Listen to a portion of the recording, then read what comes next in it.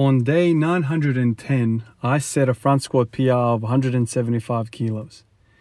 The only thing that I changed in this session is that I started off with front squats. Instead of doing my usual start with some sort of a pull, I deadlift in recent times, I decided to jump straight into front squats and kind of conserve my energy and just use all my energy, fresh energy for the front squat. And that worked really well. The previous 2 or 3 days before that, I hit a front squat PR as well of 170. And so 3 days later, I basically decided to just reverse the order of exercises to make sure that I was freshest for the front squat. And I ended up hitting another squat PR. That kind of led me down what I would say now a wrong track. I basically, from that moment on, so 19 days now, I decided to start every session with the front squat. Now, that positive experience of setting a PR led me to think, oh, okay, maybe I should just continue off with that. What I failed to realize is that that's not a good decision moving forward. Yes, you can do that once in a while, but I believe, and I've had this lesson in the past, and now it's kind of being reinforced, I think every session should be started off with a pull. Pull before you push. That's something that I learned the hard way in the past when it came to my hip pain. For a very, very long time, I would start every session off with a squat. Go into a squat, number one exercise. And then maybe at the end of the session, I would throw in some sort of a, pull, whether it's an RDL block pull, off the floor pull, deficit pull, whatever it might be. But I would always put the pulls at the end because I always thought I want to squat every day. I want to start off with the squat. That is the wrong thing to do. And the inspiration at the time that I got, the inspiration from was Olympic weightlifting. Those guys never come into a training session and start squatting right away. You usually see them do the snatch, and their variations, and they work up to a snatch, and then they go to clean and jerk, and then they do a front squat, back squat, whatever the case might be. But the snatch and the clean and jerk are essentially, you pull first. You don't just roll out of bed and start squatting. Previously, like last 6 months and beyond that, probably up to 2 years, I had this hip pain in the right side on and off, which was a very, very long story, very drawn out process with all these different experiments.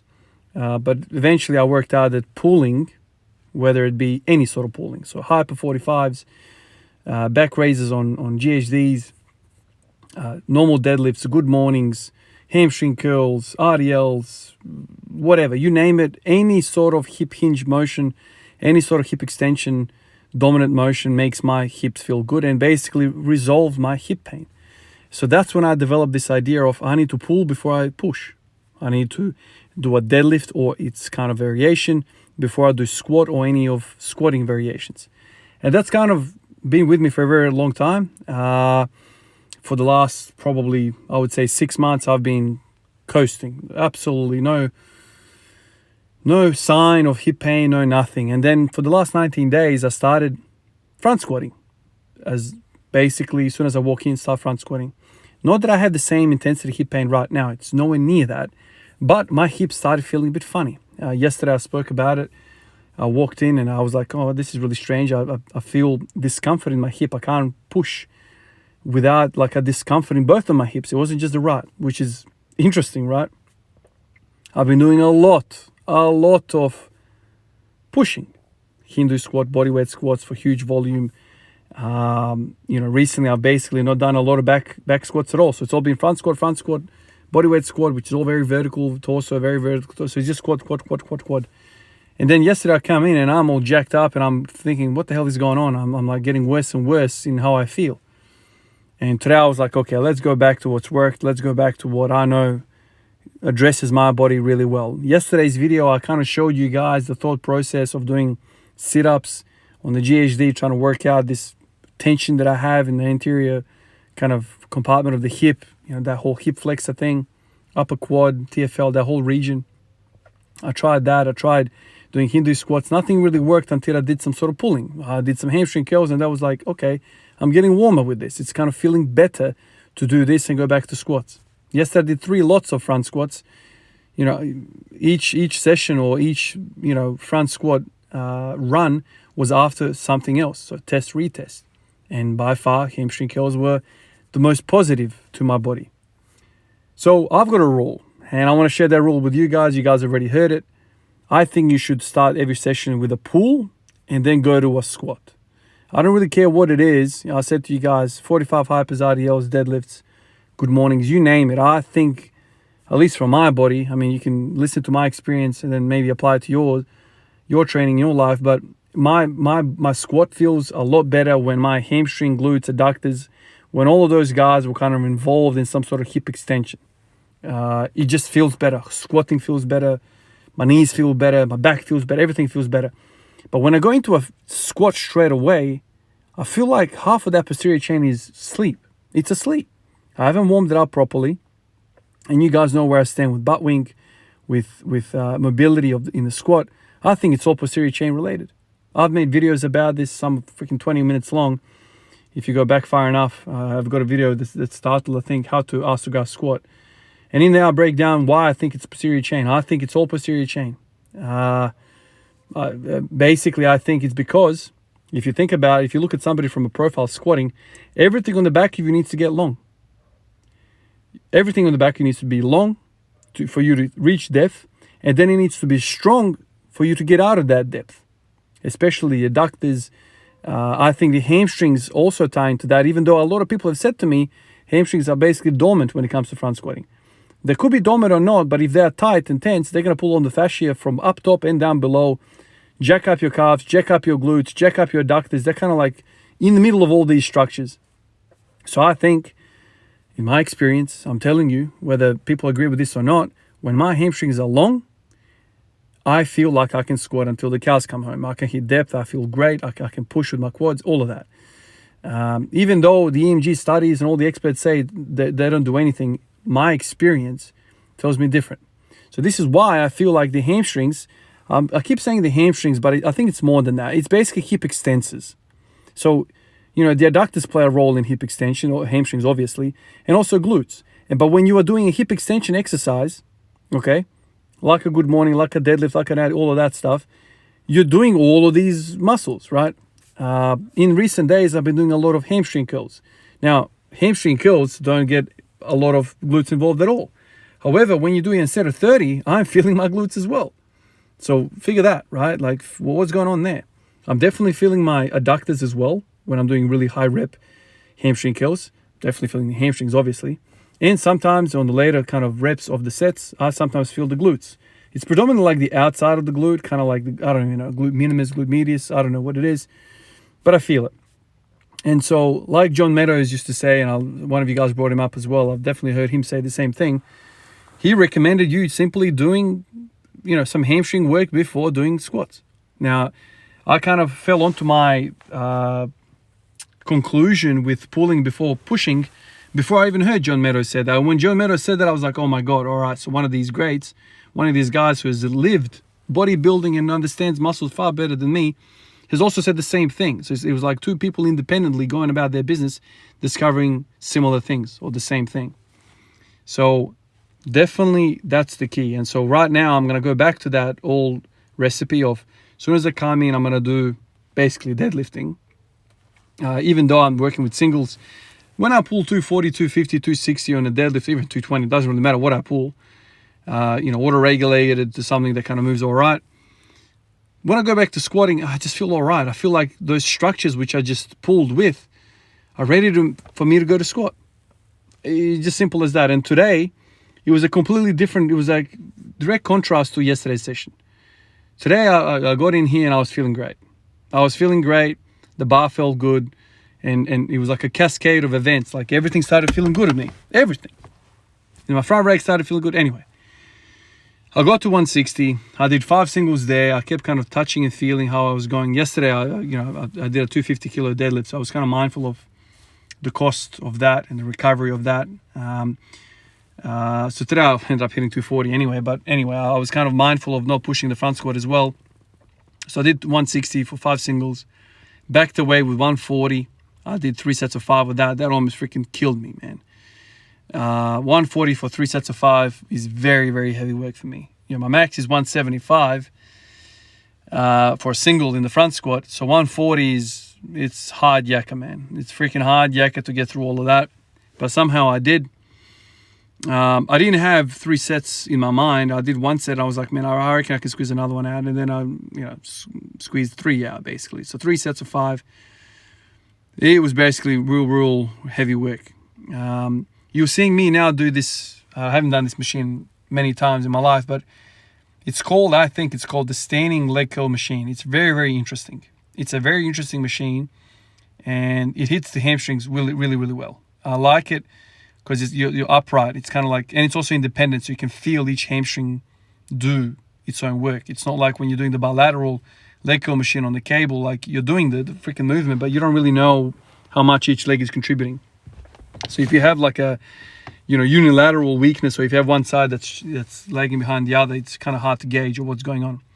So a few of these sets, I was kind of going back, hitting the hamstrings, just making sure the hamstrings are loose, making sure that there's blood in there. And each time I did that, I've kind of felt all right front squatting. So figure that. I mean, man, it's frustrating for me. It's frustrating for everyone. I think you go about in this world of, well, just life in general. But if we're talking about fitness, you kind of learn things from a whole bunch of sources, and you apply it to your training. It doesn't really work. Our hamstrings are completely useless when it comes to squatting. Yet when I hit hamstring, and when John Meadows he used to hit hamstrings, his squatting felt better. So what's going on there, man? So, like those two statements can't coexist. They can't coexist. If you're telling me the hamstrings don't do jack shit in a deadlift, yet when I do hamstring curls before squatting, I feel better. Well, what's going on there, man? Like something has to be going on. Like I don't know exactly what's going on, but something is going on. Like, you tell me. And I don't know, like, whether more people have said the same thing. But I mean, John Meadows was very respected. The late John Meadows, rest in peace. He was very respected, and he gave out amazing information to the world for free on YouTube. Definitely a good guy in the industry, and has a very good reputation amongst his, colleagues, and also the people at large, like you and me, listening to this. I learned a lot from him. He was a breath of fresh air when it came to this sort of stuff. So, when one of you guys in like a few videos ago basically said, John Meadows said the same thing about the hamstrings before squatting. It just makes a lot of sense, man. It makes a lot of sense. So if you've never done that, try it, man. Try it and make the conclusion for yourself. You don't need to take my word for it. You definitely don't need to take my word for it. Just do some hamstring curls or RDLs. Light work. Like, I don't want you to smash your freaking self so you can get to, so you have some energy for squatting. It doesn't really matter what you do. Just take an empty bar and do some RDLs. Do a set of 20 or 30 RDLs with just the bar. Just get those hamstrings pumped up a little bit. Do some deadlifts. I mean, I would rather you RDL because you can kind of maintain that tension on the hamstring. I reckon you will get a better pump or a better mind-muscle connection with RDLs. Good mornings are also freaking excellent for hamstrings. Those are like, hip extension exercises. Or you can also do knee flexion exercises like hamstring curls, like the thing that you saw me do today. It doesn't really matter as long as the hamstring is being pumped. And then go to squatting. I reckon you feel better. I reckon you will feel better. And I think a lot of you guys are going to be like, I don't reckon I need all these shoes. I don't need this heel elevation when you warm up the hamstring.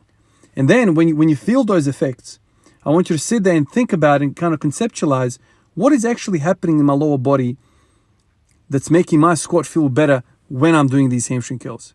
That to me is a really interesting question. I mean, I haven't worked that out in my head, but I can definitely feel the effects clinically or on the floor, or whatever you want to call it, in training.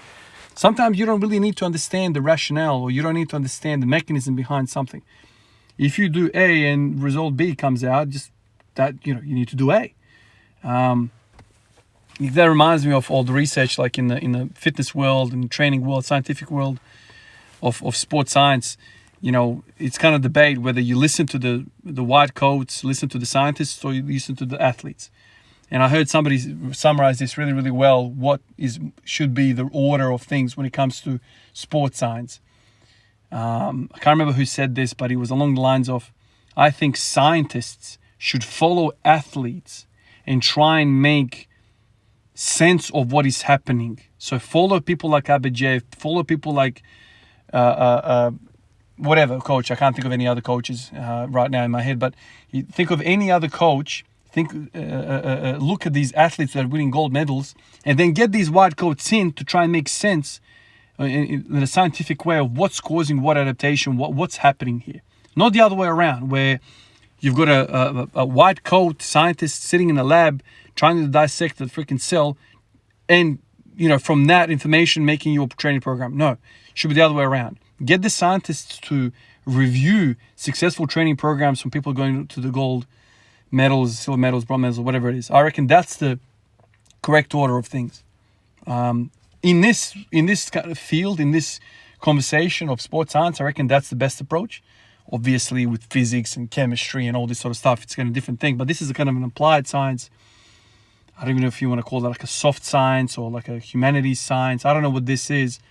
But we don't really know what hypertrophy is. Like, you know what I mean? Like, we don't really understand some of these processes in biology for us to sit back and be like, oh, I know exactly what this guy needs to do to improve his squat.